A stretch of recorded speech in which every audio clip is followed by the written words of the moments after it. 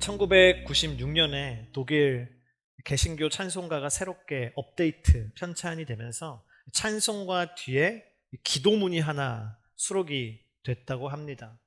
얼마나 은혜가 가득한 기도문이면 찬송가 뒤에 따로 수록이 됐을까 생각이 드는데요. 이런 기도문입니다. 주님이 그대 앞에 계셔서 그대에게 바른 길 보이시기 바랍니다. 주님이 그대 곁에 계셔서 그대를 팔로 껴안아 지키시기 바랍니다. 주님이 그대 뒤에 계셔서 못된 사람들의 흉계에서 그대를 보존하시기 바랍니다. 주님이 그대 아래에 계셔서 그대가 떨어지면 받아주시고 그대를 덫에서 끄집어내시기 바랍니다. 주님이 그대 안에 계셔서 그대가 슬퍼할 때 그대를 위로하시기 바랍니다. 주님이 그대의 둘레에 계셔서 남들이 그대를 덮칠 때 막아주시기 바랍니다. 주님이 그대 위에 계셔서 그대에게 복 주시기 바랍니다. 이처럼 그대에게 은혜로우신 하나님이 복 주시기 바랍니다. 저는 이 말씀, 이 기도문을 여러 번 읽으면서 많이 기도했던 것 같아요. 특별히 우리 인투 달라스 성도들을 생각하면서 우리 인투 달라스 성도들 하나님이 이렇게 서라운드로 지키시길 많이 기도했어요. 여러분, 하나님께서 당신의 앞과 격과 뒤와 아래와 안과 둘레와 위에 계셔서 여러분들을 서라운드로 보호하시고 지키시기를 주님의 이름으로 축복합니다. 그런데 이 기도문의 제목이 뭐냐면요, 이거예요. 길 나서는 일을 위한 기도입니다. 집을 떠나서 길을 나설 때 얼마나 많은 위험이 우리에게 기다리고 있습니까? 어떤 목사님이 그러시더라고요. 자기가 이제 환갑이 다 돼가는데 어머니가 지금도 나갈 때 아들아 차 조심해라 이렇게 인사하신다고. 우리 집 밖에 나가면 이제 어려움들이 많이 기다리고 있지 않습니까? 인생의 여정도 여러분 마찬가지죠. 우리가 인생의 길을 떠날 때, 걸어갈 때, 특별히 크리스천의 길에도 수많은 위기가 있는 것이죠. 내가 예상하지 못한 사고가 찾아오기도 하고 질병이 찾아오기도 합니다. 가정에서 일터에서 어려운 일들, 어려운 관계들이 생겨나기도 합니다. 때로는 영적인 시험을 당하기도 하고 심리적인 어려움이 나를 찾아오기도 합니다. 많은 위기가 우리 가운데 있는 것이죠. 오늘 말씀에 등장하는 바울에게도 그러한 위기가 찾아왔습니다. 바울이 전도 여행을 하는 동안 사실 위기는 계속 있었거든요. 계속 어려움이 있었거든요. 그런데 오늘 말씀에 등장하는 그것처럼 살기가 가득한, 정말 바울을 죽이겠다는 사람들이 그렇게 많이 달려드는 아주 구체적인 위기는 이와 같은 위기가 없었죠, 사실은. 하나님께서는 이 극심한 위기에 있는 바울을 어떻게 건지셨는가? 또한 하나님은 우리가 이 바울처럼 우리도 인생 가운데 위기를 만났을 때 하나님은 우리가 어떻게 행하기를 원하시는가? 오늘 말씀을 통하여서 그 은혜를 함께 나누기를 축복합니다. 첫 번째 우리 따라하겠습니다. 위기 속에서 사람보다 하나님을 크게 보라. 위기 속에서 사람보다 하나님을 크게 보라. 바울이 예루살렘에서 담대하게 복음을 증거했습니다. 온 유대인들 앞에서 복음을 증거했고요. 유대의 종교 지도자들 앞에서, 사내들인 공의 앞에서 복음의 메시지를 전도할 수 있는 놀라운 기회들을 바울이 맞이했어요. 그러자 어떤 일이 일어납니까? 이제는 유대 사람들이 생각하는 거죠. 더 이상 저 바울을 살려둘 수가 없다. 반드시 저 바울을 이제는 죽여야만 한다라고 하는 결단이 섰던 것이죠. 그래서 바울을 확실하게 제거할 수 있는 음모를 꾸미는데 그것은 바로 암살단을 조직하는 것이었습니다. 그래서 오늘 12절부터 15절에 그 암살단 조직에 대한 실체가 기록되어 있는데 우리 함께 읽겠습니다. 이튿날 아침 유대 사람들이 음모를 꾸미고 바울을 죽일 때까지는 먹지도 마시지도 않겠다고 맹세했습니다. 이러한 음모에 40명이 넘는 남자들이 가담했습니다. 그들은 대제사장들과 장로들에게 가서 말했습니다. 우리가 바울을 죽이기 전에는 아무것도 먹지 않겠다고 굳게 맹세했습니다. 그러니 여러분과 공회는 그 사건에 대해 우리가 더 정확히 알아보고 싶다는 핑계를 대고 그 사람을 여러분 앞에 데려올 수 있도록 천부장께 탄원해 주십시오. 그가 이곳에 도착하기 전에 죽일 수 있도록 준비해 두었습니다. 당시에 이 말씀에 기록된 것처럼 유대의 암살단 동맹을 일컫는 언어가 시카리라고 하는 단어가 있습니다. 시카리는 그들이 품고 다녔던 단도, 품고 다닐 수 있는 칼을 의미하는 게 시칼이었는데 이 사람들은 이 암살하고자 하는 표적이 정해지면 그 시카리랑 비슷해요, 한국어야. 네. 그 시카리를 들고 다니면서 죽이는 거죠, 그 사람을. 기필코 죽이는 암살단, 유대의 암살단, 주로 친로마의 인사들을 암살하는 사람들이었어요. 근데 이 바울을 향해서도 시카리가 조직된 거예요. 바울이 죽기까지는 우리가 먹지도 않고 마시지도 않겠다라고 굳게 맹세한 유대인 남자들이 40명이 넘었다. 저는 이 40명이 넘는 유대인 남자들을 생각할 때 왠지 모르지만 주일 아침마다 이곳에 일찍 7시까지 와서 세팅하는 형제들이 생각났어요. 먹지도 마시지도 아니하고 예배를 세팅하겠노라 하지만 우리 마음속에 간절한 소망은 빨리 세팅 끝내고 먹자. 그래서 커피랑 도넛을 먹는 그 순간만을 이렇게 기대하며 나가는데, 이 사람들은 바울이 죽기까지 안 먹겠다니까 저는 얼마나 이게 강렬한 의지인가. 그리고 배가 고플수록 어떤 생각이 들어요? 빨리 죽여야겠다는 생각밖에 안 들지 않겠어요? 근데 이들만 있는 게 아니라 대제사장들과 유대의 장로들이 이들을 서포트했어요. 모든 편의를 봐주었어요. 그리고 이들에게는 구체적인 바울의 암살 플랜이 있었는데, 그것은 뭐냐면 지금 로마의 군대 안에 바울이 갇혀있지 않습니까? 근데 불러내는 거죠. 사내들인 공의에서 바울에 대해서 더 신문을 하고 싶으니까 보내주세요. 그래서 바울을 공회에 출두하는 그 길 중간에 40명의 암살단이 숨어 있다가 습격해서 바울만 죽이고 나오는 거예요. 만약에 잡혔다, 로마 군대에, 그래도 그들은 괜찮다는 거예요. 그건 영광이라고 생각하는 것이죠. 여러분, 우리가 살아가면서 나를 싫어하는 한 사람, 나를 공격하는 한 사람, 나를 음해하는 한 사람만 있어도 우리의 삶이 고달퍼져요. 일터에서 나를 음해하는 한 사람만 있어도요, 그 직장이 한순간에 지옥이 돼요. 가정에 나랑 맞지 않는 가족이 한 명만 있어도 가시방석이 돼요. 너무나 불편한 가정이 돼요. 교회에서도 나와 갈등이 있는 사람이 한 명만 있잖아요. 그때부터는 교회 공동체 생활이 견디는 생활로 바뀌게 돼요. 주님을 바라보고 견디자, 이렇게 돼요. 근데 오늘 말씀을 보니까 그게 아니라 바울은 나와 맞지 않는 사람도 아니고 음해하는 단순한 그런 사람도 아니고 나를 죽이기 전까지는 내가 먹지도 않고 마시지도 않겠다라고 하는 40여 명의 남자들이 도사리고 있다는 거예요. 얼마나 그것이 큰 위기입니까?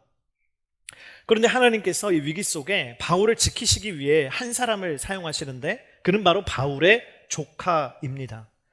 23장 16절 우리 함께 읽겠습니다. 그런데 바울의 조카가 이 음모에 대해 듣고 병영으로 들어가서 바울에게 말해 주었습니다. 여러분, 어떤 메시지가 있습니까? 조카에게 잘해야 된다. 네. 언제 조카가 나의 생명을 구할지 몰라요. 나는 바울이 조카가 있는 줄도 몰랐는데 갑자기 바울의 조카가 어디선가 튀어나와서 바울의 생명을 구하는 은인으로서 역할을 하게 되는 것이죠. 여러분, 바울의 암살 작전은 굉장히 은밀한 시크릿 작전이었잖아요.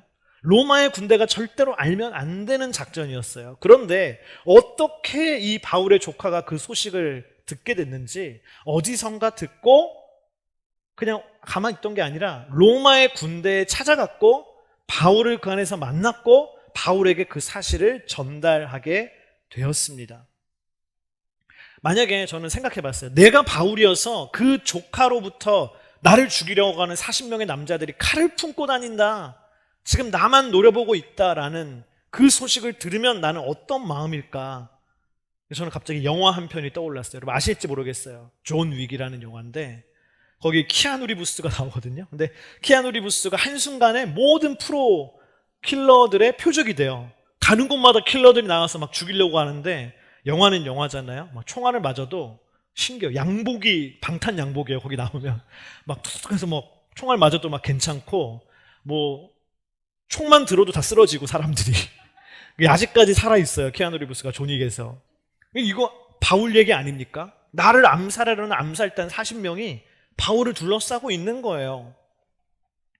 아마 우리가 바울이라면 제정신을 차릴 수 없었을 거예요. 나는 이제 죽었구나. 엄청난 낙심과 패닉이 나를 찾아왔겠죠.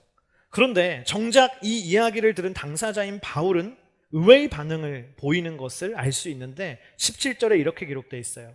그러자 바울은 백부장 한 사람을 불러 말했습니다. 이 청년을 천부장께 데려다 주시오. 천부장께 전할 말이 있답니다. 조카에게 이렇게 바울이 얘기했다라고 저는 한번 상상의 나래를 펼쳐서 제가 한번 생각해 봤어요. 조카가 얘기하니까 삼촌 죽이려고 40명이 지금 기다리고 있어. 그럼 바울이 어떻게 반응해요? 아, 그래? 나한테 얘기해봤자 소용없으니까 천부장한테 가서 얘기하면 돼. 잠깐만 기다려라. 백부장님 이렇게 백부장님 오면은 이 청년이 천부장에게 가서 할 말이 있다니까 데려다 주십시오. 가서 얘기해라. 그러니까 조카가 가면서 뭐라 그랬겠어요? 왜 이렇게 의연하지?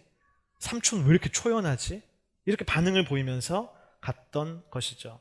성경을 아무리 찾아봐도 바울이 이 일로 인하여 극히 낙심했더라, 근심했더라, 초조했더라, 두려워 떨었더라라는 말이 없이 바울이 그냥 듣자마자 천부장한테 가서 얘기해. 굉장히 쿨하고 의연하게 반응하는 것을 알 수 있습니다. 어떻게 바울은 그럴 수 있는 것인가? 12절 말씀에 그 비결이 숨겨져 있는데 우리 12절 함께 다시 읽겠습니다. 이튿날 아침 유대 사람들이 음모를 꾸미고 바울이 죽일 때까지는 먹지도 마시지도 않겠다고 맹세했습니다. 오늘 말씀 시작할 때 뭐라고 시작해요? 이튿날 아침이다. 이튿날 아침 암살단이 조직됐다라고 얘기해요. 근데 이튿날 아침이라는 거는 다시 말하면 뭡니까? 성경이 이야기하고 있는 중요한 시점은 암살단이 조직된 그날이 아니라 그 전날. 그 전날이 성경이 얘기하는 중요한 시점의 날이라는 거예요. 그에 대해 상대적으로 암살단이 오늘 조직된 이날은 이튿날이라는 것이죠. 그럼 그날은 어떠했는가? 그날은 어떤 날인가? 11절 우리 함께 읽어보겠습니다. 그날 밤 주께서 바울 곁에 서서 말씀하셨습니다. 담대하여라. 내가 예루살렘에서 나에 대해 증언한 것 같이 로마에서도 나에 대해 증언해야 할 것이다. 아멘. 그날은 어떤 날이에요? 전날 밤인 그날은 로마의 군대 속에서 벌벌 떨고 있는 바울에게 예수님이 찾아가셔서 바울 곁에 서셔서 바울 바로 옆에서 담대하여라. 내가 예루살렘에서 증거한 것 같이 나에 대해 증언한 것 같이 로마에서도 나에 대해서 증언해야 할 것이다. 주님이 전날 바울을 찾아가셔서 담대하게 하셨으며 너의 사명은 로마까지 가는 게 있다라고 너를 지켜주겠다라고 얘기하신 것이죠. 그때에 그 이야기를 들었을 때 바울의 심령에 어떤 변화가 일어났습니까? 바울에게는요 이제 나를 위협하는 사람이 아니라 나를 지켜주시는 하나님이 이만하게 보이는 거예요. 전에는 나를 위협하는 사람들이 이만큼 보였다면 이제는 그 사람들은 너무 작게 보이고 나를 지켜주시는 하나님이 세상에서 가장 큰 분으로 보이기 시작했다라는 것이죠. 그래서 조카가 40명이 온다라고 했을 때 아니다. 40명이 아니라 400명이 오고 4,000명이 나에게 죽이기 위해서 달려온다 할지라도 나를 지켜주시는 하나님이 계시다. 하나님이 더 큰 분이다. 그렇게 고백할 수 있는 영적인 시야가 열렸다라는 것입니다. 저는 말씀 묵상하는데요. 다윗이 생각나더라고요. 다윗이 어떻게 그 골리앗 앞에 설 수 있겠어요? 골리앗이 컸지만 다윗의 눈에는 골리앗보다 하나님이 더 크게 보였다는 것이죠. 오늘 바울도 똑같은 것입니다. 여러분, 하나님은 어떤 분이십니까? 하나님은 위기 속에서 우리가 위기에 처했을 때 위기 속에서 사람보다 하나님을 더 크게 볼 수 있도록 우리의 영적인 눈을 열어주시는 하나님이신 줄을 믿습니다. 위기 속에서 그러므로 우리는요 뭘 해야 돼요? 사람보다 하나님을 크게 보기 위해서 우리는 나아가야 돼요. 하나님 나에게 영적인 눈을 열어주십시오. 하나님을 크게 바라볼 수 있게 해주십시오.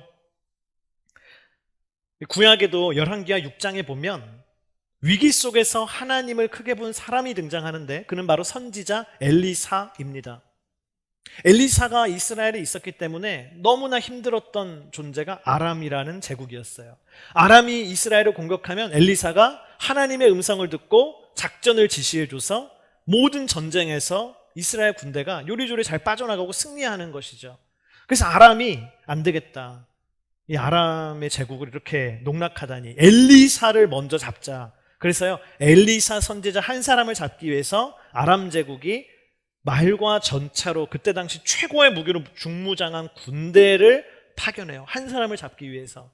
그래서 엘리사가 도단성에 있었는데 그 도단성을 밤에 은밀히 가서 둘러싸버려요. 더 이상은 도망갈 수 없게, 지나갈 수 없게 둘러싸고 엘리사를 잡기 위해 나아간 것이죠.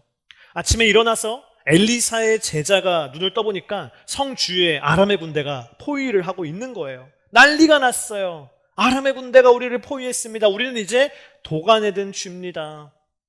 난리를 피는 그 제자를 보고 엘리사가 이렇게 대답합니다. 예언자가 대답했다. 두려워하지 마라. 우리와 함께하는 사람들이 저들과 함께하는 사람들보다 많다. 그리고 엘리사가 기도했습니다. 여호와여, 그의 눈을 열어 보게 하소서. 그러자 여호와께서 그 청년의 눈을 여셨습니다. 그가 보니 불말과 불전차가 산에 가득했는데 그 불말과 불전차들이 엘리사를 둘러싸고 있는 것이었습니다. 아멘. 엘리사가 그 위기 속에서도 어떻게 의연할 수 있었습니까? 나를 포위하고 있는 아람의 군대가 아니라 나를 둘러싸고 있고 지켜주시는 하나님을 바라볼 수 있었기 때문인 줄을 믿습니다. 여러분, 하나님은 어떤 분이세요? 나 한 사람을 지키시기 위해서 하늘의 군대를 파견하시는 분인 줄을 믿습니다. 엘리사가요, 그래서 그의 제자의 눈을 열어서 나를 둘러싸고 지키고 있는 그 하나님의 군대를 보게 해달라고 기도했어요.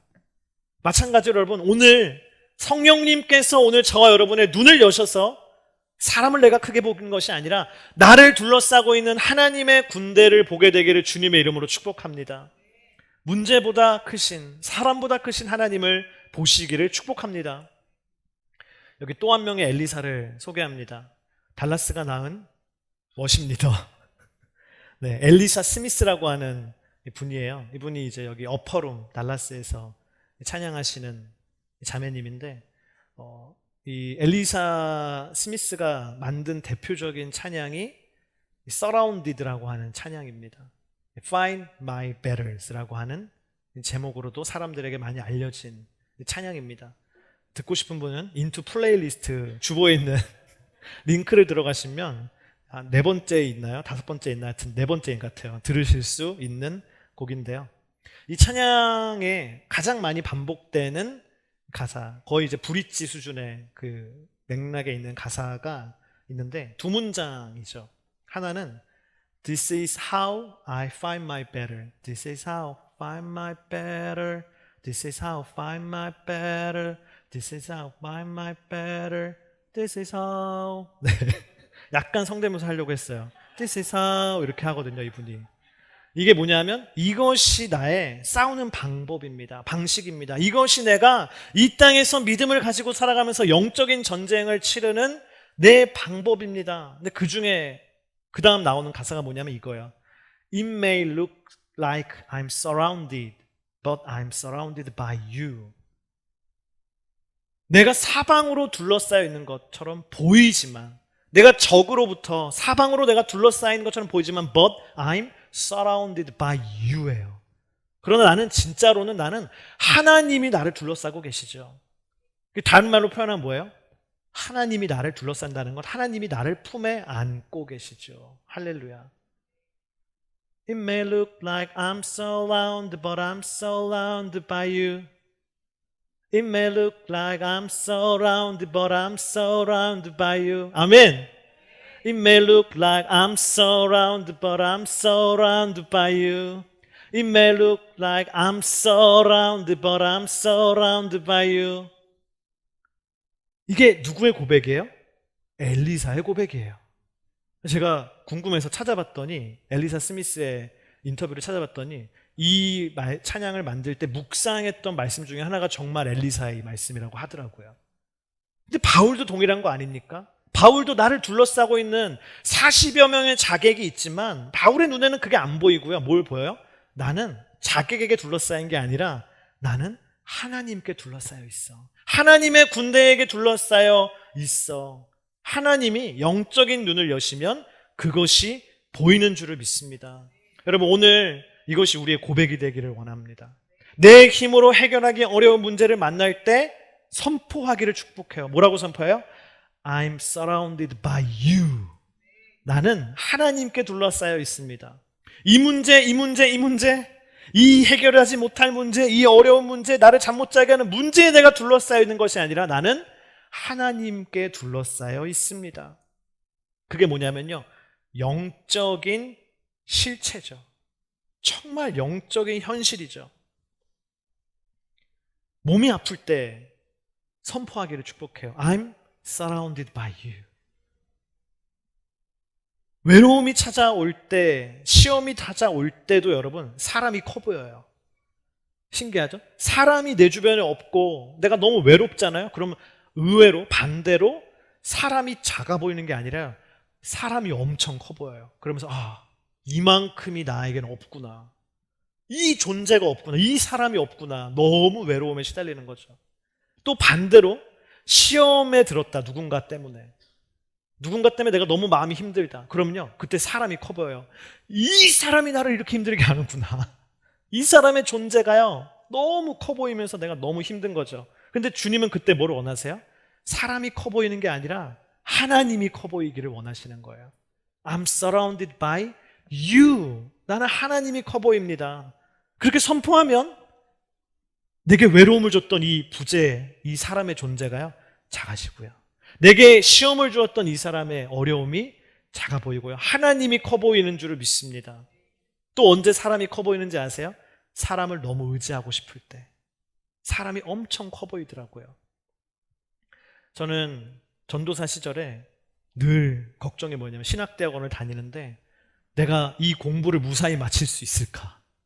내가 학비를 마련할 수 있을까? 언제나 이제 공부하면서 그게 너무 걱정이 되는 거예요. 너무 가난하고 힘들다. 그리고 되게 재밌는 게 막 유학을 가고 싶은데 유학을 내가 갈 수 있을까? 유학 자금을 내가 마련할 수 있을까? 되게 안타까운 게, 지금 돌아보면 공부는 안 하고 유학 자금을 걱정하고 있는 앞뒤가 바뀐 저의 현실이 있었어요. 그래서 하나님께 기도하는 거죠. 하나님 도와주세요. 기도하면 어때요? 하나님이 걱정하지 말아라. 염려하지 말아라. 위로와 평안의 마음을 주세요. 신기하게 근데 기도 끝나고 딱 일어나서 기도실을 나오면 어때요? 다시금 걱정이 찾아와요. 어떡하지? 기도실에 살아야 되는지. 나오면은 다시 현실로 돌아오는 거예요. 근데 그러던 어느 날 어떤 분이 저에게 이렇게 얘기해 줬어요. 내가 당신의 공부를 다 책임지겠다고. 학비 걱정하지 말라고. 내가 다 대주고 유학 걱정하지 말라고. 유학 다 시켜주겠다고 하는 거예요. 근데 그분이 부자였어요. 그러니까는 제 마음이 어때요? 든든한 거예요. 오, 할렐루야. 너무 든든하다. 기도실을 나가도 든든한 거예요. 그분이 다 대준댔어. 든든한 거예요. 얼마나 든든하던지 걱정이 안 되는 거예요, 그 다음부터. 근데 생각해보니까 이게 내가, 하나님이 얼마나 섭섭하실까. 하나님이 나한테 책임져 주겠다고 얘기할 때는 나는 너무 불안해하는데, 사람이 나에게 책임져 주겠다고 하니까 너무 신뢰가 가고 내가 너무 염려하지 않고 너무 든든해하는 거예요. 제가 마음에 회개가 되는 거예요. 하나님이 기뻐하시지 않는 거구나, 이 마음은. 이 길은 내 길이 아니구나. 여러분, 우리가 사람이 필요하죠. 우리가 동역자도 필요하죠. 그런데요, 궁극적으로, 본질적으로, 영적으로, 우리는 존재적으로 하나님 한 분이면 충분합니다. 하나님 한 분이면 충분해요. 그래서 헨리 나우엔이 이 기도의 손을 관계로 묘사하는 얘기가 그의 책에 많이 나와요. 우리 사람과 사람의 관계, 특별히 가족, 부부, 이런 관계들은요, 이러면 안 된대요. 이렇게 이러면 안 된대요. 이거 뭐냐면 서로가 서로를 억압하는 거예요. 너 없으면 안 돼. 네가 꼭 필요해. 이거는 아니래요. 이런 기도의 손, 공간이 있는 거죠. 연결돼 있지만 하나님의 공간이 있다. 그래서 나는 독립적으로 하나님 한 분으로 인해서 충분한 거예요. 그런 사람과 그런 사람이 함께할 때 진정한 아름다운 동역이 일어난다라는 것이죠. 여러분, 오늘 우리 인생에 사람이 커 보이는 것이 아니라 하나님이 커 보이게 되기를 주님의 이름으로 축복합니다. 오늘 마지막 메시지입니다. 우리 따라하겠습니다. 위기 속에서 사명을 붙들어라.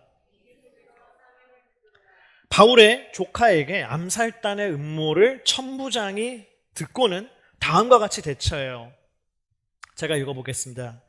22절입니다. 천부장은 청년을 보내면서 내게 이렇게 보고했다고 아무에게도 말하지 마라 하고 당부했습니다. 그러고 나서 천부장은 백부장 2명을 불러 명령했습니다. 보병 200명, 마병 70명, 창을 쓰는 병사 200명을 파견대로 무장시켜 오늘 밤 9시에 가이사랴로 떠날 준비를 하라.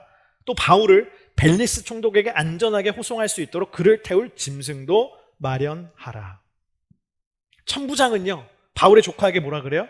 비밀 유지라고 해요. 이제 내가 기가 막힌 비밀 작전을 수행해서 바울을 지킬 테니까 너는 비밀을 유지해라. 그리고 두 번째로 뭘 합니까? 군대를 동원하는데 바울을 지키기 위한 군대, 거의 뭐 바디가드죠. 바디가드들을 동원하는데 규모가 어때요? 보병, 칼을 들고 싸우는 걸어다니는 보병 200명, 마병, 지금으로 치면은 전차 부대죠. 마병 70명, 말을 타고 다니는 70명, 창을 쓰는 병사들, 장거리 공격이 가능한 창을 쓰는 병사들 200명, 도합 470명의 로마 군대를 동원합니다. 역사학자들이 연구를 해본 거예요. 그때 당시 예루살렘에 이 천부장이 지휘했던 그 병영이요, 안토니오 요새라고 하는 부대거든요. 그 안토니오 부대, 예루살렘을 주둔하는 그 로마의 군대의 병력 규모가 얼마인지를 파악하니까 지금 이 천부장이 동원한 병력이요, 안토니오 요새 병력의 30에서 50%래요. 그러니까 자기 병력의 3에서 50%, 거의 절반의 군대를 왜 할애했어요? 바울 한 사람을 지키기 위해서 할애했다라는 거예요. 굉장히 충격적인 숫자입니다. 그래서 이건 뭐예요? 과잉경호다. 과잉경호를 했어요. 세 번째, 대낮에 바울을 이동시키는 게 아니라요, 아무도 모르게 밤에 안전하게 야간 작전으로 밤 9시부터 이동을 시켰다. 암살단이 습격하지 못하게 바로 밤 9시에 떠나는 야간 작전까지 수행했다. 그리고 네 번째, 바울을 태울 짐승을 따로 마련해 줬대요. 생각해 봤어요. 막 가는데 보병은 당연히 걸어가요. 200명. 창을 든 병사도 걸어가요. 200명. 말을 탄 병사들 70명은 말 타고 가는데 누구도 말을 타고 가요? 바울도 말을 타고 편하게 가는 거예요. 예루살렘부터 가이사랴까지 60마일이거든요. 60마일을 바울이 걸어가야 돼요. 원래는 쇠고랑 차고 걸어가야 되는데 그게 아니라 편하게 걸어가십시오. 풀 서비스 제공. 그리고 여기서 끝나지 않아요. 천부장이 로마가 파견한 총독인 벨릭스에게 바울을 보내면서 편지를 써서 보내는데 이 편지의 29절에 이런 내용이 있어요.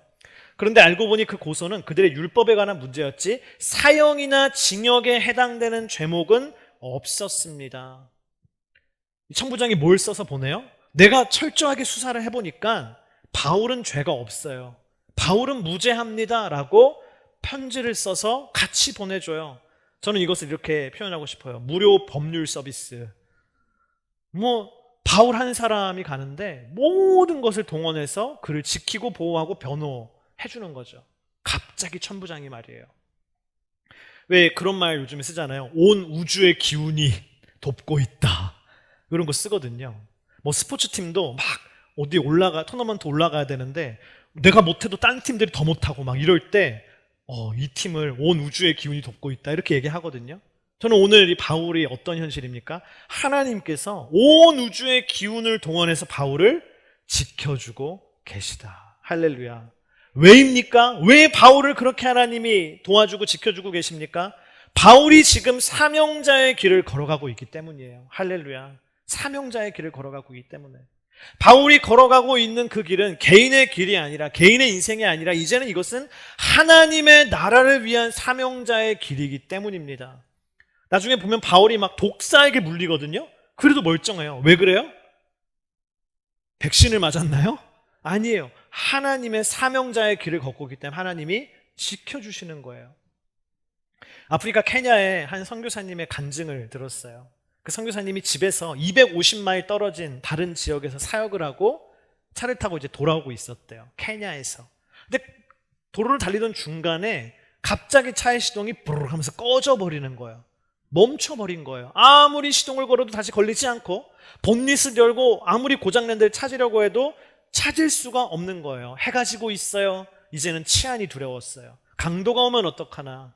나쁜 괴한들이 와서 나를 어떻게 하면 어떡하나. 너무 두려워지고 있는데 차를 타고 지나가던 현지인이 케냐 사람이 탁 멈추더니 무슨 일이냐고, 차가 시동이 안 걸린다고, 내가 잠깐 보겠다고 하면서 본닛을 잠깐 들여다보더니 이 전선을 한번 만져보면 될 것 같다. 딱 만지는 거예요. 그리고는 이제 시동을 걸어보라고. 선교사님이 되겠어 이게, 내가 지금 몇 시간째 봤는데. 시동을 거는데 부르릉 하면서 걸리는 거예요. 그래서 차가 잘 작동을 해서 차를 타고 집까지 무사히 안전히 돌아왔다고 합니다. 근데 이제 밤에 돌아와서 하나님께 이제, 하나님 감사합니다. 오늘 큰일 날 뻔했는데 정말 이 하나님 이렇게 잘 오게 해서 감사해요 하고 이제 기도를 하고 자려고 하는데, 한국에서 연락이 오는 거, 어떤 집사님께, 아는 집사님께 연락이 와서 전화를 받았는데 이러는 거예요. 그분이, 목사님 오늘 혹시 차에 무슨 문제가 있지 않았어요? 어떻게 하셨어요? 저 오늘 이러이러한 일이 있었는데.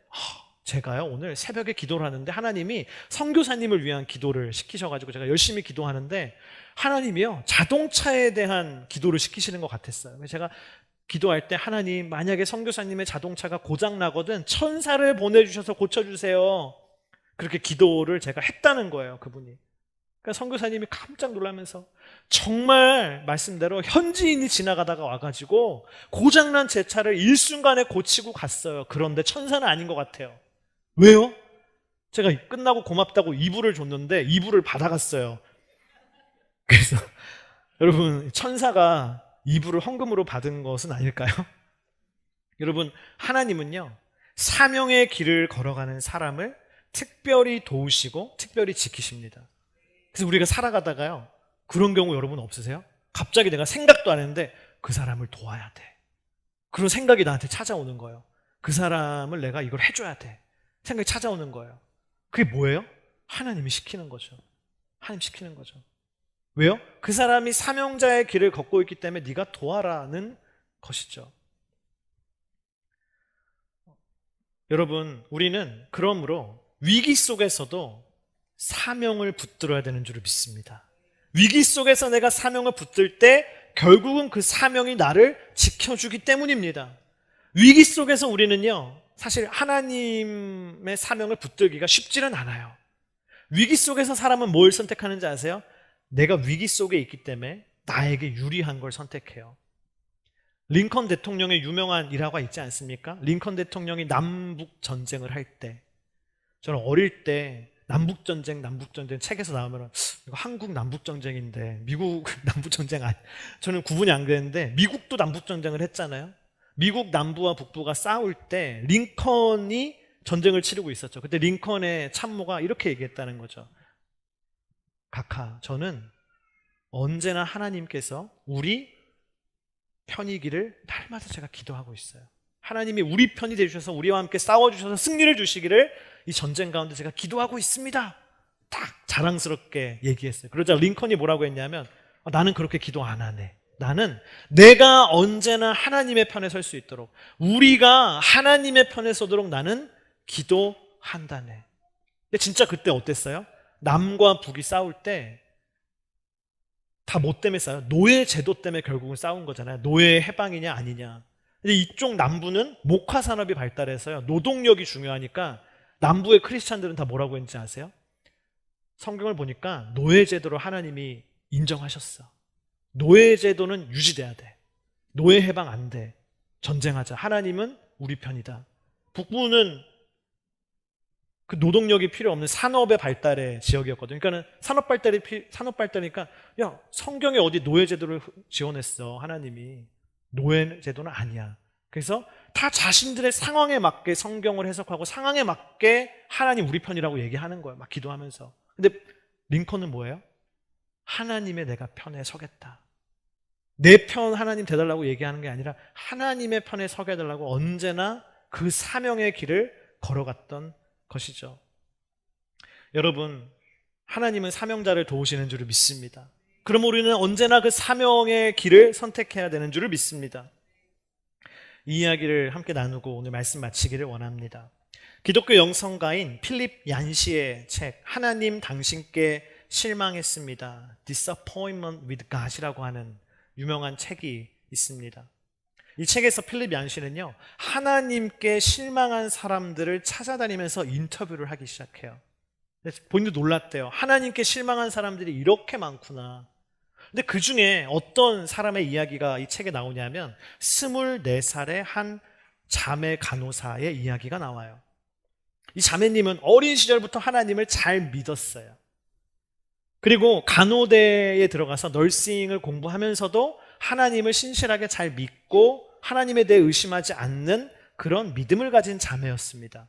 이 자매의 집에는 한쪽 벽에 다음과 같은 그림이 걸려 있었다고 해요. 어떤 그림이었냐면 저기 보는 것처럼 예수님께서 해변을 걸으시면서 한 아이를 안고 걸어가시는 장면이 그려진 그림이었어요.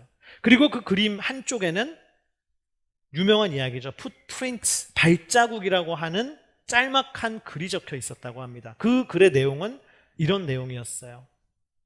이 그림의 주인공이 어느 날 꿈속에서 자신의 걸어온 인생의 뒷길을 딱 보니까 언제나 그 인생의 길에 발자국이 두 사람 몫이 있었던 것이죠. 하나는 내 발자국이고 하나는 나와 동행하신 예수님의 발자국이었습니다. 둘이 같이 걸어가는 발자국 속에 보다 보면 어느 순간 인생의 가장 힘든 시절, 인생의 가장 외로운 시절, 인생의 가장 힘들고 어려운 시절 속에서는 발자국이 하나밖에 없는 거예요. 한 사람밖에 없는 거예요. 그래서 이 사람이 예수님께 물었대요. 예수님, 제가 가장 힘들 때 왜 저와 함께 하지 않으셨어요? 늘 동행하시다 왜 그때만 발자국이 하나입니까? 그렇죠. 예수님이 아니다. 난 언제나 너와 함께 했어. 네가 가장 힘들고 어려울 때 나는 너를 이렇게 안고 그 시련의 길을 내가 건너갔단다. 난 너와 함께 한단다. 이 자매가 어린 시절부터 그 글과 그림을 보면서 하나님을 어떻게 인식해요? 하나님은 나를 언제나 지켜주시고 보호하시는 하나님이셔. 어떠한 상황 속에서 하나님 나를 보호하셔.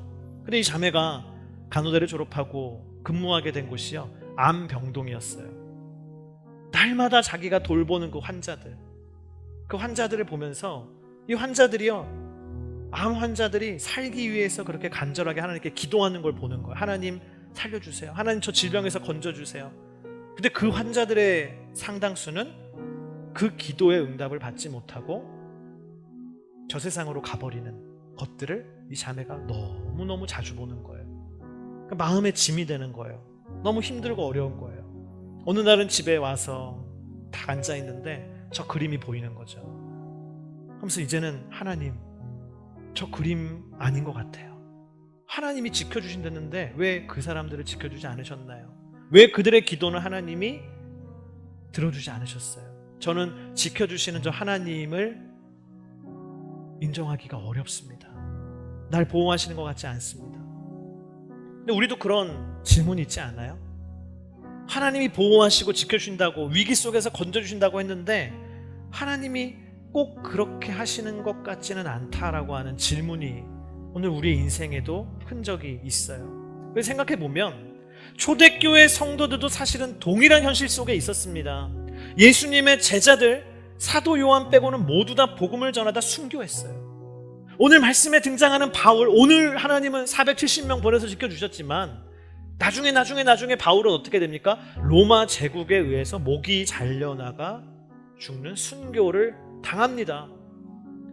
초대교회의 수많은 성도들 하나님이 지켜준다는 것을 믿었지만 로마 제국의 핍박 속에 콜로세움에서 사자의 밥이 되고 검투사들의 제물이 돼서 수많은 초대교인들 순교했습니다. 지금도 저기 무슬림권에 가면 수많은 크리스천들이 신앙 때문에 생명을 잃고 신앙 때문에 고난을 당하고, 공산권에 가면 신앙 때문에 죽임을 당하는 사람들이 지금도 있습니다.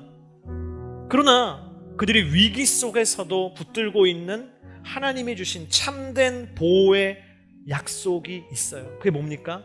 요한복음 3장 16절 말씀이에요. 우리 다 같이 한번 읽어볼까요? 하나님께서 세상을 이처럼 사랑하셔서 독생자를 주셨으니 이는 그를 믿는 사람마다 멸망하지 않고 영생을 얻게 하려는 것이다. 아멘. 여러분, 우리 인생의 최대의 위기, 최고의 위기는요, 죽음의 위기요, 그것은 영원한 멸망의 위기입니다. 그러나 하나님은 나를 사랑하셔서 그분의 아들 독생자 예수 그리스도를 이 땅에 보내주시고 예수님이 우리의 죄를 대신해서 십자가에 죽으시고 부활하심으로 말미암아 그 예수님을 나의 구원자로 믿는 이들마다 오늘 말씀에 기록된 것처럼 멸망하지 않고 영생을 얻게 하신 줄을 믿습니다. 영원한 하나님의 품 안에서의 보호, 영원한 하나님과의 동행에 선물을 주신 줄을 믿습니다. 이것이 주님이 우리에게 주신 최고의 보호, 최고의 복음인 줄을 믿습니다. 왜 주님은 우리에게 이 복음을 주셨는가? 왜 염려하지 말고 두려워하지 말라고 하셨는가? 주님은 그거예요. 너의 인생 가운데 있는 그 염려와 두려움을 내려놓고, 염려하지 말고 두려워하지 말고 너는 하나님의 나라를 바라보라. 할렐루야. 오늘 바울이 그렇게 길을 가고 있거든요. 바울이 두려워하지 않고요, 어디를 바라봐요? 하나님의 나라, 주님이 내게 주신 그 표대를 바라보면서 오늘 가고 있어요. 그의 나라와 그의 의를 구하면서 가고 있습니다. 오늘 저와 여러분의 삶이 그렇게 되기를 축복합니다. 한 주를 살아갈 때에 많은 두려움들, 염려들이 나를 둘러쌀 겁니다. 그때 하나님이 나의 눈을 여셔서 나를 둘러싸고 계신 하나님의 군대를 보게 하실 줄을 믿습니다. 그리고 우리는 그 군대를 바라보며 이 내 앞에 있는 어려움에 내가 묶여있는 것이 아니라 하나님의 표대, 하나님의 나라와 하나님의 의를 구하는 주님이 이끄시는 그 복된 삶으로 나아가게 되기를 축복합니다. 우리 다 같이 자리에서 일어나서 함께 찬양하며 나아가도록 하겠습니다.